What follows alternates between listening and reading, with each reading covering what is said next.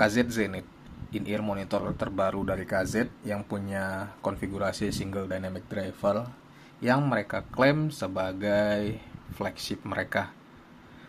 Kenapa gue cuma tampilin IM-nya aja? Ya seperti kita tahu, kabel bihun.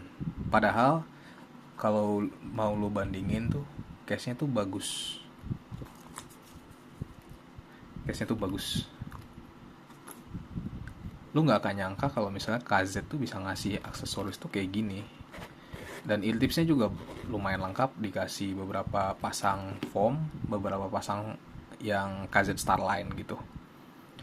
Untuk harganya sih komplain gue cuman di ini, kenapa dikasih kabel bihun? Udah itu doang. Oke, sebelum itu lanjut ke disclaimer dulu. Beda orang, beda preferensi, beda source yang digunakan, suaranya bisa juga beda. Untuk gue sendiri, gue testing si KZ Zenith ini pakai eartips Spinfit CP100 dan source portable gue topping G5. Jadi gimana suaranya?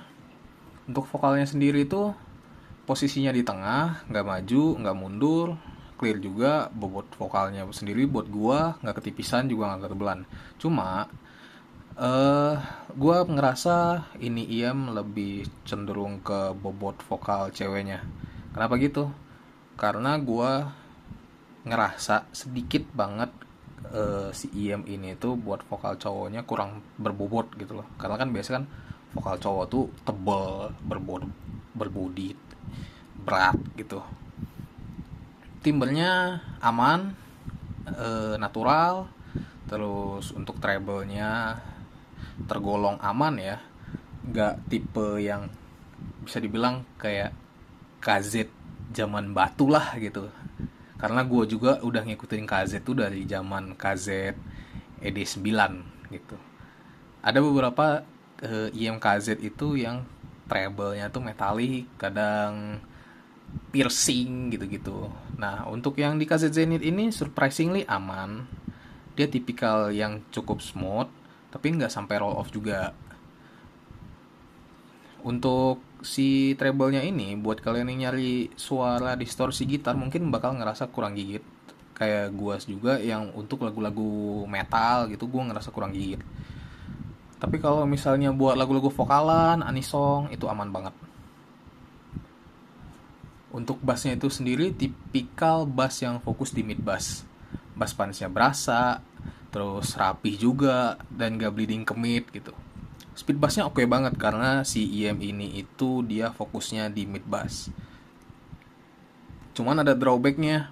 Kenapa ada drawbacknya? Karena si IM ini itu fokus di mid bass, rumble-nya berasa kurang. Karena rumble ini kan dia identik dengan sub bass gitu. Untuk teknis buat single DD terutama setelah masuk Indo ternyata harganya itu cuman di 800 ribuan untuk kemarin gue liat di marketplace ya. Nggak tahu sih bakal naik atau enggak, soalnya itu gue lihat 800 ribuan itu harga coret, harga aslinya itu di 1,5 sesuai dengan di webnya itu yang sekitar 100 dolaran. Teknisnya itu surprisingly good buat single dynamic driver di harga segini tuh. 3D imaging itu bagus banget. Jadi depan, belakang, kanan, kiri itu bisa dapat di render semua. Positioning instrumennya juga pinpointnya bagus. Seperti di lagu-lagu yang biasanya itu lagu-lagu band. Biasanya kan vokal di depan, tipikal mastering band lah. Jadi seperti kayak vokal depan, instrumen tuh di belakang vokal. Terus contoh lain kayak bass, si drumnya itu di belakang gitu, itu oke banget. Timbernya karena single DD ini yang natural punya, jadi gak usah takut timber aneh-aneh, aman. Dan soal koherensi pasti koheren karena kan ini IM single DD. Jadi kesimpulannya buat teman-teman yang nyari IM sub 1 juta, jadi atas 1 juta atau bawah 1 juta, dan single dynamic driver lovers, ini bisa jadi pertimbangan gitu. Karena apa? Suaranya nggak aneh-aneh, teknisnya juga oke, dan setelah gue cobain ganti kabel, ternyata scalingnya lumayan bagus. Kenapa gitu? Karena dia jadi lebih luas, jadi lebih punch bassnya. Atau misalnya kalau misal gue ganti pakai yang kabel gue yang bright, itu treble-nya itu lebih berasa gigitnya, lebih attack treble-nya itu lebih berasa gitu.